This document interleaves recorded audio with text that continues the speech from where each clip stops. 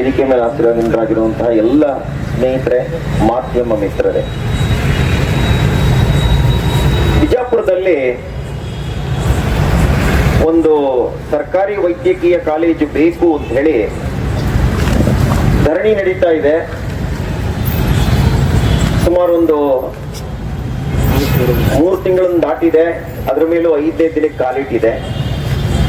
ಆದ್ರೆ ಈಗ ತಾನೇ ಮುಗಿದಂತ ಚಳಿಗಾಲದ ಅಧಿವೇಶನದಲ್ಲಿ ಇದ್ರ ಮೇಲೆ ಒಂದು ಪ್ರಶ್ನೆ ಹಾಕಬೇಕು. ಸರ್ಕಾರದ ನಿಲುವೇನಿದೆ, ಸರ್ಕಾರ ಇದ್ರ ಬಗ್ಗೆ ಏನ್ ಯೋಚನೆ ಮಾಡ್ತಾ ಇದೆ ಅಂತ ತಿಳ್ಕೊಳ್ಳುವಂತ ಒಂದು ತುಡಿತ ನನ್ನಲ್ಲಿತ್ತು.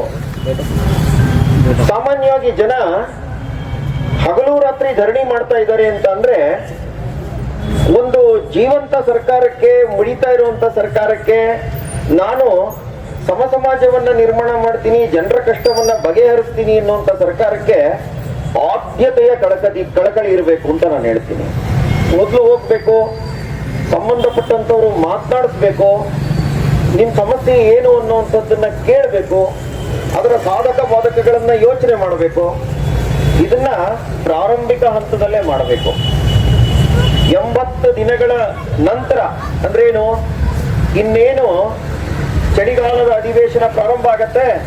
ಪ್ರಾರಂಭ ಆದಂತ ಸಂದರ್ಭದಲ್ಲಿ ಯಾರಾದ್ರೂ ಅದನ್ನ ಪ್ರಶ್ನೆ ಮಾಡಿದ್ರೆ ಸರ್ಕಾರ ಮುಜುಗರಕ್ಕೆ ಈಡಾಗ್ಬಿಡುತ್ತೆ, ಉತ್ತರ ಕೊಡುವಾಗ ನಾವು ನಿರುತ್ತರರಾಗ್ಬಿಡ್ತೀವಿ ಅನ್ನುವಂತಹ ಒಂದೇ ಒಂದು ಕಾರಣಕ್ಕೆ 80 ದಿನಗಳಾದ ನಂತರ ನಿಮ್ಮನ್ನ ಮುಖ್ಯಮಂತ್ರಿಗಳ ಹತ್ರಕ್ಕೆ ಕರ್ಕೊಂಡು ಹೋಗೋ ಪ್ರಯತ್ನ ನಡೆದಿದೆ. ನಾನು ಹೇಳುವಂಥದ್ದು, ನಿಮ್ಮ ಈ ಹೋರಾಟ ಏನಿದೆ ಸಾರ್ವಜನಿಕ ಹಿತಾಸಕ್ತಿಯ ಹೋರಾಟ ಇದು. ಅಂದ್ರೆ ಈ ಜಿಲ್ಲೆಗೆ ಮಾತನಾಡ್ತಾ ಹೇಳಿದ್ರು ನನ್ನ ಸ್ನೇಹಿತರು ಆದಂತವರು, 1950ರ ಜಿಲ್ಲೆ ಇದು. ಒಂದು ಸುಸಜ್ಜಿತವಾದಂತಹ ಸರ್ಕಾರಿ ಕಾಲೇಜ್ ಬೇಕು ಅನ್ನುವಂಥದ್ದು ಸಹಜವಾದ ಬೇಡಿಕೆ, ವಿಶೇಷ ಏನೂ ಇಲ್ಲ. ಎಷ್ಟು ಬೇಕಾದ್ರೂ ಪ್ರೈವೇಟ್ ಕಾಲೇಜ್ಗಳು ಇರಲಿ, ಆದ್ರೆ ಸರ್ಕಾರದ್ದು ಅಂತ ಅಂದಾಗ ಅದು ಜನಸಾಮಾನ್ಯರದ್ದು, ಜನಕ್ಕೆ ನಂದು ಅಂತ ಅನ್ಸುತ್ತದು. ಹಾಗಾಗಿ ಜನಕ್ಕೆ ಇದಾಗ್ಲಿ, ಇದು ಬೇಕಾಗಿದೆ ಅನ್ನೋಂಥ ಕಳಕಳಿ ಇದೆ. ಹೋರಾಟಗಾರರೆಲ್ಲರೂ ಕೂಡ ಅದೇ ಕಳಕಳಿಯಿಂದ ಕೂತಿರುವಂತವ್ರೆ. ಹಾಗಾಗಿ ಇವ್ರ ಕಳಕಳಿಯನ್ನ ಅರ್ಥ ಮಾಡ್ಕೊಳ್ಳುವಂತ ಪ್ರಯತ್ನ ಸರ್ಕಾರ ಮಾಡಬೇಕು. ಸರ್ಕಾರದ ವ್ಯವಸ್ಥೆಯಲ್ಲಿ ಜಿಲ್ಲೆ ಇರುತ್ತೆ, ಜಿಲ್ಲೆ ಉಸ್ತುವಾರಿ ಮಂತ್ರಿಗಳಿರ್ತಾರೆ. ಇದನ್ನ ಯೋಚನೆ ಮಾಡಬೇಕು. ಯಾಕಿದು ಇಷ್ಟು ದಿನ ನಾವು ನಿರ್ಣಯ ತಗೊಳ್ಳುವಂತದ್ದಕ್ಕೆ ತಡ ಆಗ್ತಾ ಇದೆ? ನಿರ್ಣಯದಲ್ಲಿ ತೊಂದರೆಗೆ ಸಿಕ್ಕಾಕೊಂಡಿರುವಂತ ಜಾಗಗಳೇನು ಯೋಚನೆ ಮಾಡಬೇಕು.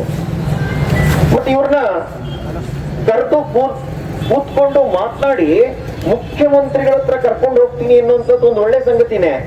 ಆದ್ರೆ ಅಲ್ಲಿಗೋದಾಗ ನಡೆಸ್ಕೊಳ್ಳುವಂತ ರೀತಿನೂ ಅತ್ಯಂತ ಜವಾಬ್ದಾರಿಯುತವಾಗಿರ್ಬೇಕು. ಅವ್ರ ಜೊತೆನಲ್ಲಿ ಮಾತನಾಡ್ತಾ ವಿಷಯದ ಏನಿದೆ ಗಂಭೀರತೆ ಅದನ್ನ ಅರಿವು ಮಾಡಿಕೊಡ್ಬೇಕು. ಮುಖ್ಯಮಂತ್ರಿಗಳಿಗೆ ಜೊತೆನಲ್ಲಿ ನಿಲ್ಲಬೇಕು, ವಿಷಯವನ್ನ ಹೇಳಬೇಕು, ಸಹಜವಾಗಿ ನಡೀಬೇಕು. ನಾನು ಕೇಳುವಂಥದ್ದು, ಈ ಜಿಲ್ಲೆ ಅವಿಭಜಿತ ಜಿಲ್ಲೆಯ ಒಂದು ದೊಡ್ಡ ಭಾಗನೇ ಆಗಿದ್ದು. ತದನಂತರ ಬೇರೆ ಬೇರೆ ಜಿಲ್ಲೆಗಳಲ್ಲಿ ಮೆಡಿಕಲ್ ಕಾಲೇಜ್ಗಳಾಗಿವೆ, ಸುಸಜ್ಜಿತವಾದಂತಹ ಮೆಡಿಕಲ್ ಕಾಲೇಜ್ಗಳಾಗಿವೆ. ನನಗೊಂದಿರುವಂತಹ ಮಾಹಿತಿ ಪ್ರಕಾರ ಉತ್ತರ ಪ್ರದೇಶದ ಪ್ರತಿಯೊಂದು ಜಿಲ್ಲೆನಲ್ಲೂ ಸರ್ಕಾರದ ಮೆಡಿಕಲ್ ಕಾಲೇಜ್ ಇದೆ. ಹಾಗಾಗಿ ಬಿಜಾಪುರದ ಜನತೆ ಕೇಳ್ತಾ ಇರುವಂತದ್ರಲ್ಲಿ ಉತ್ಪ್ರೇಕ್ಷೆ ಇಲ್ಲ, ಸಹಜವಾದಂತ ಬೇಡಿಕೆ ಇದು. ಈ ಇರುವಂತ ವ್ಯವಸ್ಥೆ 153 ಎಕರೆ ಜಾಗ ಇದೆ, ವಿಸ್ತೀರ್ಣ ತುಂಬಾ ದೊಡ್ಡದಾಗಿದೆ. ಹಾಗೇನೆ ಅಲ್ಲಿ ಅನುಕೂಲತೆಗಳಿರುವಂತ ಒಂದು ಹಾಸ್ಪಿಟಲ್ ಈಗಾಗಲೇ ಇದೆ, ನಡೀತಾ ಇದೆ.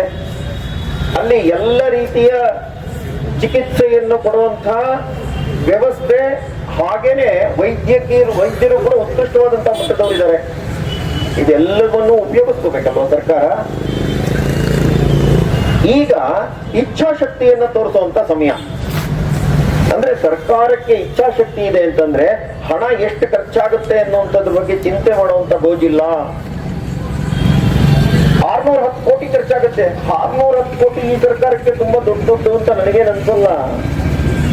ಯಾಕೆಂತಂದ್ರೆ ಇಷ್ಟು ದೊಡ್ಡ ಜಿಲ್ಲೆಯ ಒಂದು ಮೆಡಿಕಲ್ ಕಾಲೇಜಿನ ಬೇಡಿಕೆ ಏನಿದೆ ಅದಕ್ಕಿದೊಂದು ತುಂಬಾ ಸಣ್ಣ ಹಣನೇ. ಅದನ್ನ ಹೇಗೆ ಹೊಂದಿಸ್ಬೇಕು ಅನ್ನುವಂಥದ್ದು ಸರ್ಕಾರಕ್ಕೆ ಬಿಟ್ಟಿತ್ತು. ಇಲ್ಲಿಯ ಹೋರಾಟಗಾರರನ್ನ ಗಂಭೀರವಾಗಿ ತಗೋಬೇಕು. ಯಾರೂ ಕೂಡ ಅಪಮಾನ ಮಾಡುವಂತ ಅಧಿಕಾರ ನಮ್ಗಿಲ್ಲ. ಯಾಕೆ ಅಂತಂದ್ರೆ ಒಬ್ಬ ವೈಯಕ್ತಿಕವಾದಂತಹ ವ್ಯಕ್ತಿ ತನ್ನ ಎಲ್ಲವನ್ನೂ ಬಿಟ್ಟು ಇಲ್ಲೇನೋ ಕೂತಿದ್ದಾರೆ ಅಂತಂದ್ರೆ ಅದರಿಂದ ನಿಜವಾಗ್ಲೂ ಸಮಾಜಮುಖಿ ಆದಂತ ಒಂದು ಬೇಡಿಕೆ ಇದೆ ಅನ್ನುವಂಥದ್ದೇ ಆಗಿದೆ. ನನ್ನ ಆಗ್ರಹ ಇದೆ. ಬಹಳ ಜನ ಮಾತನಾಡುವಾಗ ನಾನಾ ಮುಖಗಳನ್ನು ಹೇಳಿದ್ದಾರೆ, ಅವರ ಆಕ್ರೋಶವನ್ನ ತೋಡ್ಕೊಂಡಿದ್ದಾರೆ, ಅವರ ಮನದಾಳದ ಮಾತುಗಳನ್ನು ಹೇಳಿದ್ದಾರೆ, ತುಡಿತವನ್ನ ತೋರಿಸಿದ್ದಾರೆ. ಮತ್ತೆ ಹಗಲು ರಾತ್ರಿ ನಾವಿಲ್ಲಿ ಕೂತಿದ್ದೀವಿ ಎನ್ನುವಂಥದ್ದು ಇದೆಯಲ್ಲ, ಸಾಮಾನ್ಯ ಸಂಗತಿ ಅಲ್ಲ. 95 ದಿನಗಳ ಹೋರಾಟ ಅನ್ನುವಂಥದ್ದು ಅತ್ಯಂತ ಗಂಭೀರವಾದಂಥದ್ದು.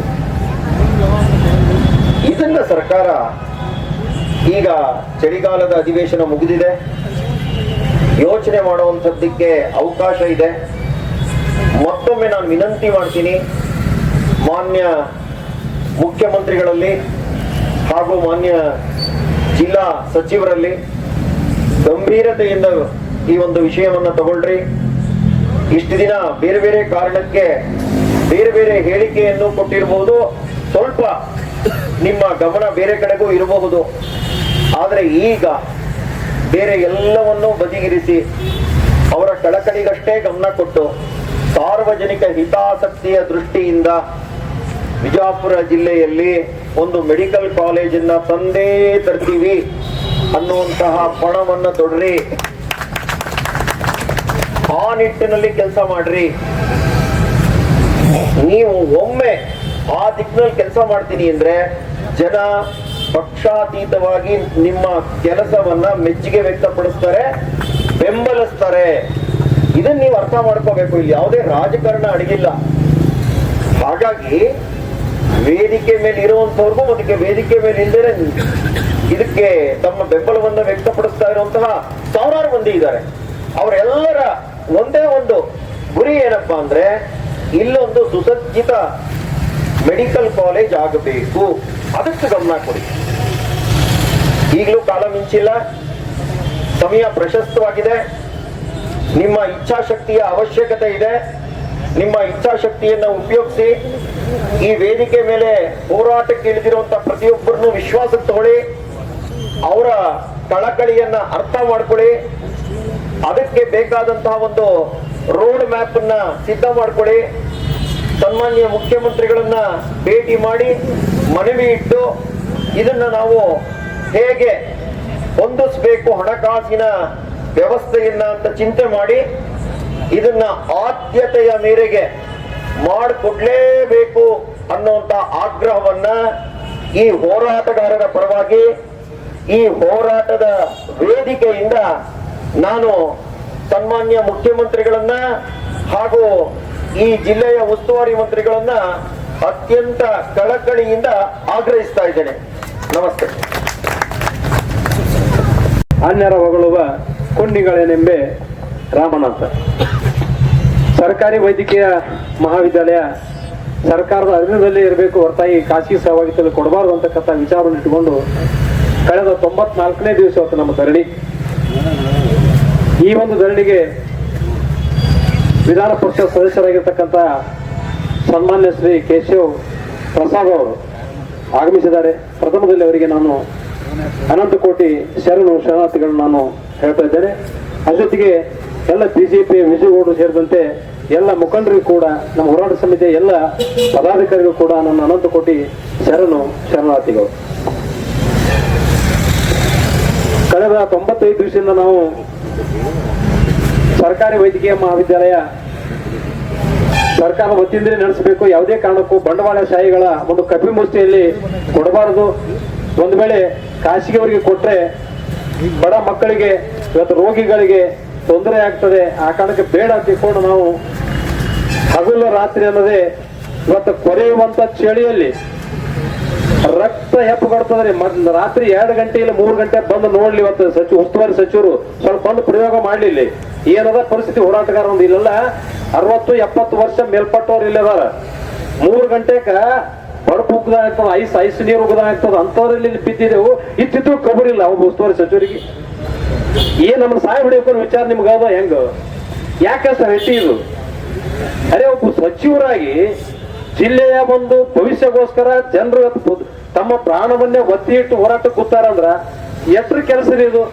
ಆಯ್ತು, ನನ್ನ ಮರ್ಯಾದೆ ತಿಳ್ಕೊಂಡು ನೇರವಾಗಿ ಮುಖ್ಯಮಂತ್ರಿ ಹತ್ರ ಹೋಗಿ ನೀವು ಘೋಷಣೆ ಮಾಡ್ಬಿಡ್ರಿ, PPP ಮಾಡಲ್ಲ, ನಾವು ಕೈ ಬಿಡ್ತೇವೆ, ಸರ್ಕಾರ ವತಿಯನ್ನೇ ಮಾಡ್ತೇವೆ, ನೀವು ಹೋರಾಟವನ್ನ ಮುಗಿಸ್ರಿ, ನಾವು ಬರ್ತೇವೆ ಅಂತ ಯಾಕೆ ಹೇಳ್ಬಾರ್ದ್ರಿ?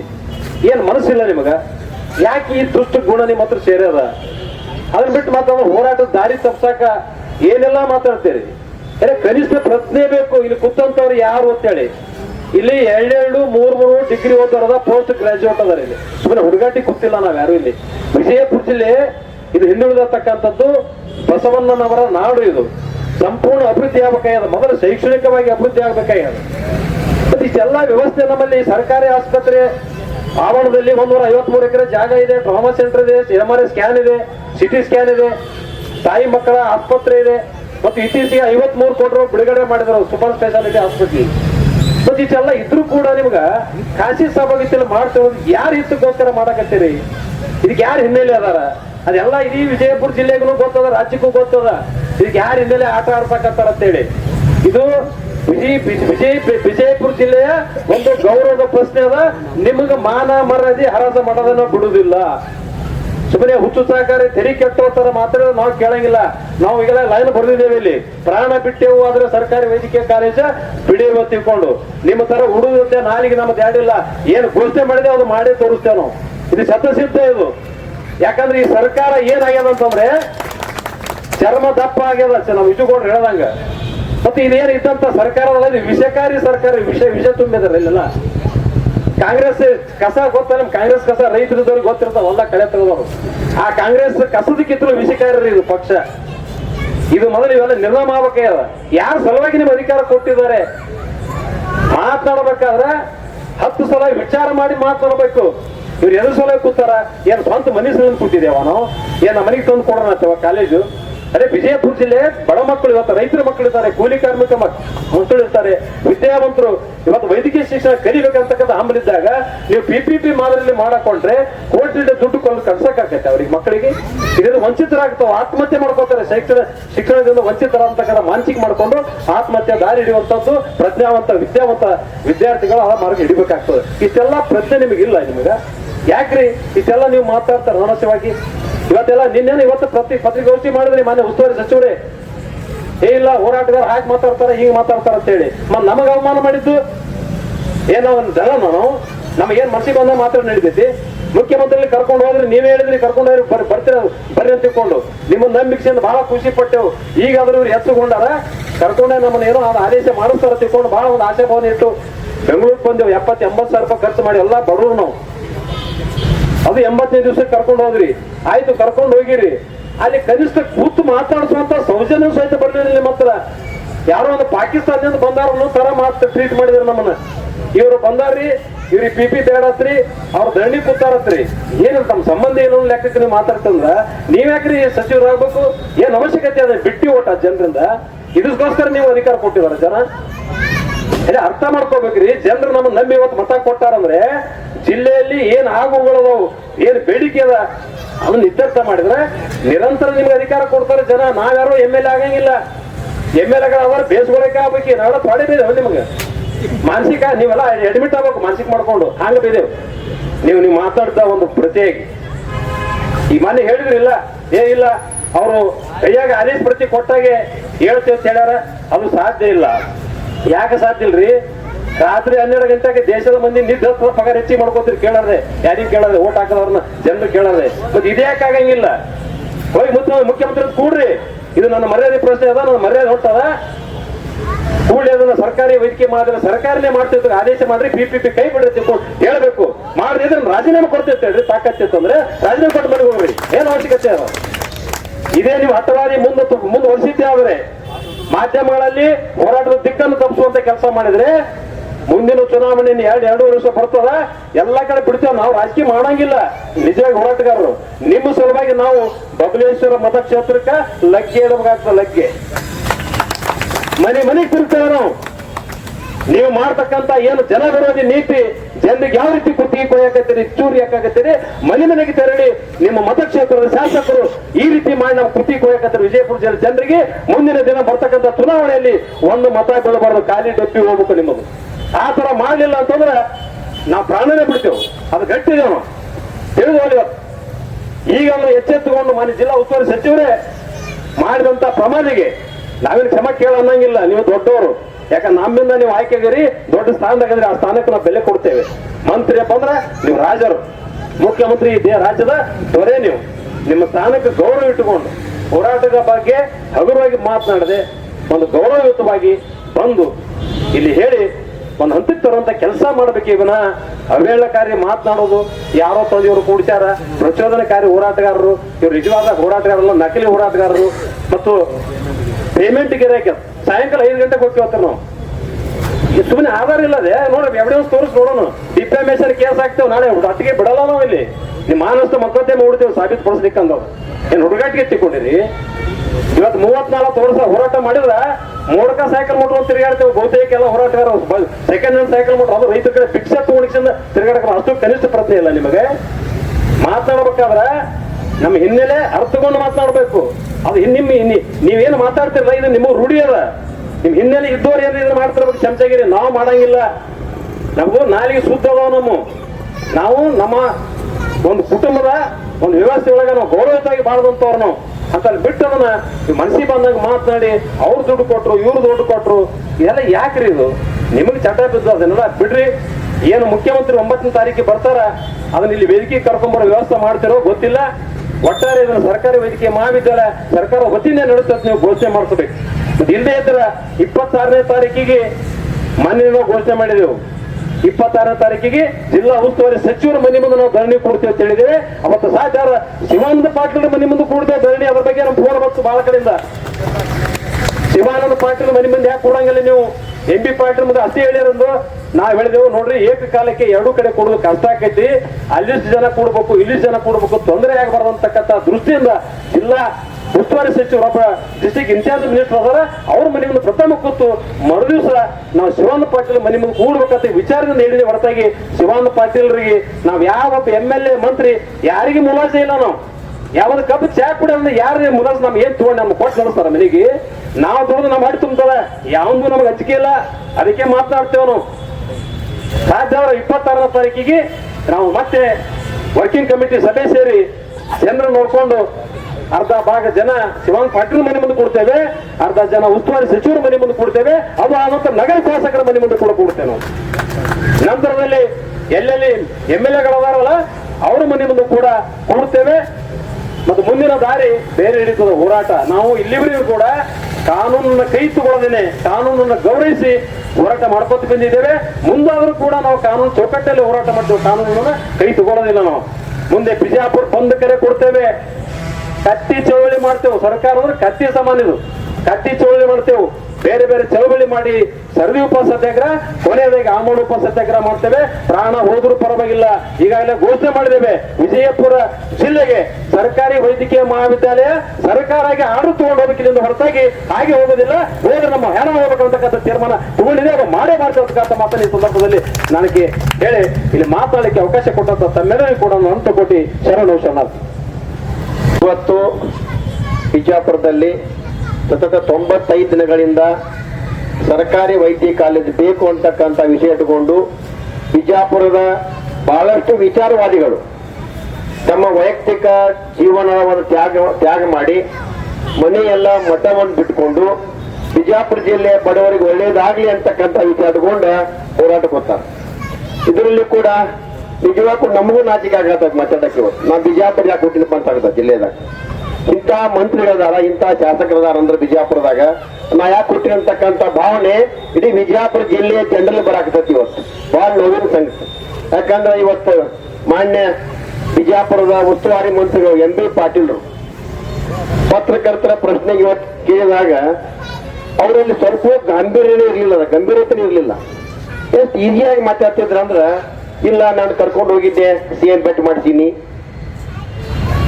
CM ಅವರು ನಿಮ್ಗೆ ಅಲ್ಲಿ ಸರಿಯಾಗಿ ಸ್ಪಂದನೆ ಮಾಡಿಲ್ಲ ಅಂದ್ರೆ ಅದಕ್ಕೊಂದು ಕಾರಣ ಹೇಳ್ತಕ್ಕಂಥದ್ದು. ನಾನು MB ಪಾಟೀಲ್ ಸಾಹೇಬ್ರು ಕೇಳ್ತಾ ಇದ್ದೀನಿ, ನೀವು ಇವತ್ತು ಉಸ್ತುವಾರಿ ಮಂತ್ರಿಗಳಾಗಿದ್ದೀರಿ, ಶಾಸಕರಾಗಿದ್ದೀರಿ ಬಿಜಾಪುರ ಜಿಲ್ಲೆಯ. ನೀವು ಯಾವ ಎಕ್ಸಾಮ್ ಬರೆದು ಶಾಸಕರಾಗಿಲ್ಲ. ಇದು ನೀವು ಶಾಸಕರಾಗಬೇಕಂದ್ರೆ MLA ಆಗ್ಬೇಕಂದ್ರೆ ನಿಮ್ದು ಯಾವ್ದು ಎಕ್ಸಾಮ್ ಇರಂಗಿಲ್ಲ.